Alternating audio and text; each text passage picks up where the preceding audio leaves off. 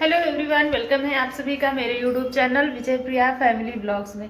तो अभी सुबह के हो रहे हैं 9:30 और मेरा बहुत सारा काम हो चुका है और बहुत सारा काम करना है। तो अभी मैं जा रही थी, कपड़े धुल गए थे बच्चों के, इधर एक बाल्टी भर गया है। यहाँ पे फ्रांसी का शूज वगैरह धो दी थी मैं। तो आज संडे है तो ये सारा काम तो बहुत ही ज़्यादा ज़रूरी है, क्योंकि कल से फिर से स्कूल हो जाएगा, बच्ची को टाइम नहीं मिलेगा और फिर वही सब रह जाते हैं कपड़े गंदे। तो मेरा नहाना धोना हो गया है, सब्जी वगैरह बन गई है, सिर्फ रोटी रह गया है बनाने के लिए। चावल बनाने में तो कोई दिक्कत है नहीं। तो जल्दी से कपड़े डाल के बच्चों को नहला धुला के ना आज मैं फिर से एक ब्लाउज सोच रही हूँ तैयार करने के लिए। तो आप लोग कंटिन्यू मेरे ब्लॉग में बने रहिए। यहाँ पे देखिए, अरे तुम लोग झाड़ू की सीख काहे निकाल रहे हो? निकाल रहा था। कौन निकाल रहा था? तो तुमने तो फ्रेंड्स यहाँ पे मैं आ गई थी छत पे कपड़े डालने के लिए। तो देखा कि बच्चे वहाँ पे झाड़ू रखा हुआ था तो बहुत ज़्यादा उसको निकाल दिए थे, उसकी जो स्टिक होती है वो सारे निकाल दिए थे और तोड़कर खेल रहे थे। फिर मैंने उसको डांटा और वहाँ से झाड़ू हटाया। प्रांसी भी उसके साथ खेलती रहती है, वो खुद ही उसको सिखा देती है उल्टे सीधे काम सारा कुछ। जो भी अच्छा बुरा सीखता है ना बाबू, सबसे ज़्यादा प्रांसी से ही सीखता है। क्योंकि जब बच्चे ना बच्चों की देखकर बहुत ज़्यादा सीखते हैं, जैसे बड़ों बड़ों की देखकर सीखते हैं वैसे ही बच्चे भी बच्चों की ही देखकर सीख लेते हैं। चाहे अच्छी आदत हो चाहे बुरी आदत हो, कुछ भी हो, अगर अच्छी संगत में है तो अच्छा सीखेंगे, बुरी संगत में है तो बुरा ही सीखेंगे। तो ऐसे ही है, प्रांसी जो भी करती है प्रांशु एकदम सेम नकल करता है, बल्कि उससे आगे बढ़ चढ़ कर करता है। बहुत ही ज़्यादा तंग करते हैं दोनों। घर में रहेंगे, रूम में रहेंगे तो भी बहुत परेशान करते हैं, कुछ सामान गिरा देते हैं, तेल वगैरह अगर पा गए तो पूरा पलट देते हैं। ऐसे ही करता है प्रांशु। प्रांसी तो काफ़ी समझदार थी और है भी, लेकिन बच्ची है थोड़ा बहुत शैतानी तो वो भी करती है। तो अभी मैं वॉइस ओवर कर रही थी, रात के 11:30 बजे, 12 बजने वाला है। तो फिर मैं रात में ही एडिट करती हूँ, ज़्यादातर रात में ही टाइम मिलता है मुझे तो मैं एडिट कर लेती हूँ। बच्चे भी जागते रहते हैं, तो प्रांशु अभी जाग रहा है, खेल रहा है मेरे पास। तब तक मैंने सोचा कि एडिट ही कर लेती हूँ। तो फ्रेंड्स मैंने कपड़े डाल दिए थे तो बाबू को लेकर आई थी नीचे। प्रांसी को तो पहले नहला दिया था, खाना वाना खा ली थी तो वो चली गई खेलने, बाबू ही बचा था तो बाबू को भी मैंने नहला दिया है। और यहाँ पे उनकी मालिश हो रही है। मालिश तो करवाते नहीं हैं, बस हाथ पैर में तेल लगवा लेता है, जैसे तैसे करके भागता है तो मैं पकड़ के गोदी में लेकर ही देखिए इसी तरह से मालिश करती हूँ। तो बाबू के पैर में अभी मैं ये गरम तेल लगा रही हूँ, इसमें अजवाइन, लहसुन और कुछ पत्ती वगैरह डालकर मम्मी पकाई हैं। तो ये गरम तेल है, सर्दी जुकाम के लिए बहुत ही राहत रहता है। ये इन लोगों की मालिश कर दो ना तो बहुत आराम मिलता है। तो मैंने बाबू के पैर में तलवे में लगाकर उसको मोजा पहना दी है। यहाँ पे खिड़की से हल्की सी धूप आती है तो मैं बाबू की मालिश यही धूप में ही करती हूँ। और जब भी नहाता है या कभी कभी नहीं नहाता, तबीयत जैसी रहती है तब मैं नहलाती हूँ, अगर ठीक रहता है तभी, वरना तो ये बस हाथ पैर मुंह धोकर इसके कपड़े चेंज कर देती हूँ डेली, पानी से पोंछ देती हूँ गर्दन, हाथ पैर, पेट सब कुछ। तो बाबू की हो गई है मालिश। बाबू हर एक काम करने में बहुत ज़्यादा नाटक करता है। अगर मैं इसे मोजा पहनाती हूँ तो अभी फ़ोन में देख रहा है ना तो बहुत शांत है, कुछ नहीं बोल रहा है, बस फ़ोन में देख के ऐसे खुद को ही देख रहा है तो उसे अच्छा लग रहा होगा। तो फ्रेंड्स अभी ये है दूसरे दिन का वीडियो और मैं यहाँ पे कटिंग कर रही थी इस ब्लाउज़ की, क्योंकि ये ब्लाउज़ उनको पहनना था, कहीं शायद कुंभ नहाने जाने वाली थी तो उन्होंने बोला था कि मेरा 2 साड़ी का ब्लाउज़ बना दो। फिर मुझे जाना है क्योंकि कुंभ जाएंगी तो फिर नई साड़ियाँ ही वो लेकर जाने वाली होंगी और पहनकर, तो उन्होंने सोचा सिला जाएगा तो मैं उसी को पहनकर लेकर जाऊंगी।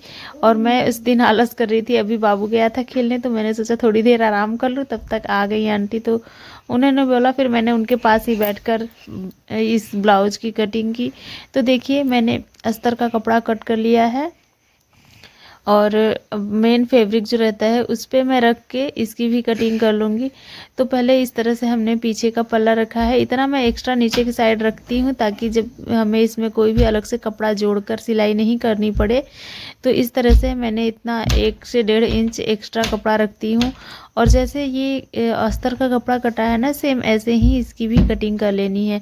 तो ये पीछे का पल्ला कट चुका है, अब ऐसे ही मैं आगे का पल्ला रखूँगी, बस उसमें जिधर बंद है उधर हमें साइड फिटिंग वाली रखनी है ताकि ये जो कपड़ा है बचा इस वाले में का आर्म होल की साइड का, तो ये यूज हो जाए इस तरह से हमें रखना है। देखिए बंद वाली साइड हमने इस तरफ रखा है और खुली हुई साइड खुले हुए साइड पे रखा है, क्योंकि ऐसे रखेंगे ना तो बहुत सारा कपड़ा बच जाता है। जितना तीरा का कपड़ा इसमें यूज होगा ना उतना बच ही जाएगा।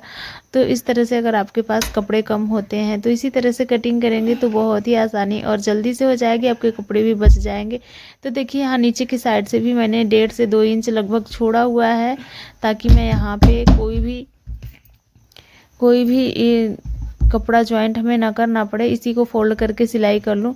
तो ये मैंने आगे का पल्ला भी कट कर लिया है। अब रह गई बाजू की कटिंग करनी, तो मैं बाजू की भी कटिंग कर लेती हूँ। तो अस्तर, आजकल अस्तर का कपड़ा जो है ना, आजकल क्या बहुत पहले से ही अस्तर का कपड़ा बहुत ही कम आता है, लेकिन उसी में से हमें निकालना होता है। एक रहता है कि थोड़ा और भी कम आता है, एक अगर हम मांगेंगे बड़ा वाला तो 80 सेंटीमीटर का देता है, तो भी कपड़ा कम पड़ जाता है बाजू के लिए, उसमें ज्वाइंट पड़ता है, जोड़ना पड़ता है।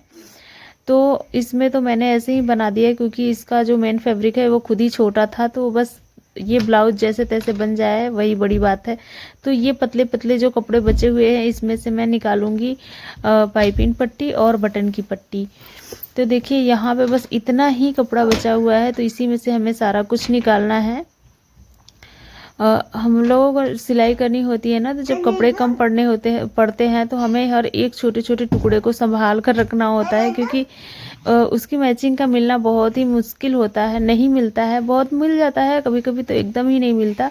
तो इसकी वजह से हमें ना बहुत सारे कपड़ों को जब तक सिलाई नहीं हो जाती, ब्लाउज फिटिंग का नहीं हो जाता, तब तक हर एक कपड़ा हम रखते हैं, कोई भी कपड़ा नहीं फेंकते हैं। तो देखिए यहाँ पे मैंने पाइपिंग की पट्टी भी कट कर ली है और बटन की पट्टी भी मैंने निकाल लिया है। तो आज का वीडियो आप लोगों को कैसा लगा? अगर आज की वीडियो आप लोगों को अच्छी लगी होगी तो आप लोग मेरे चैनल विजय प्रिया फैमिली ब्लॉग्स को आप लोग ज़रूर सब्सक्राइब करना, वीडियो को लाइक करना और शेयर करना। मैं अपने इस चैनल पे सिलाई से जुड़ी वीडियो ही शेयर करती हूँ, सिलाई से जुड़ी टिप्स ट्रिक्स सभी कुछ बताती हूँ।